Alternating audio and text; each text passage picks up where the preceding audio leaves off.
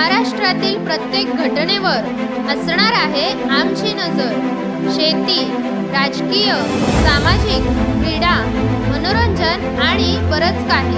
तुम्ही पाहताय शिवगर्जना न्यूज, आवाज सर्वसामान्य जनतेचा। पाथर्डी येथे कडकडीत बंद।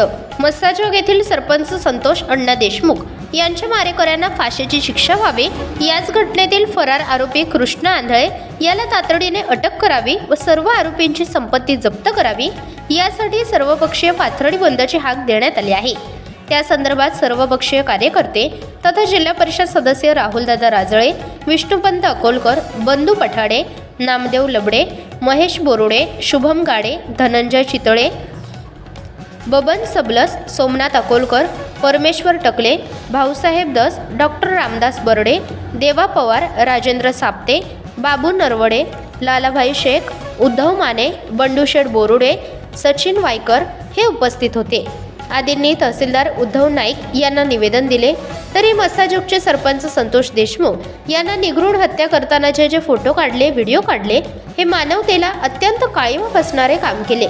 त्यांना फाशीची शिक्षा व्हावी असे मत जिल्हा परिषद सदस्य राहुलदादा राजळे यांनी व्यक्त केले।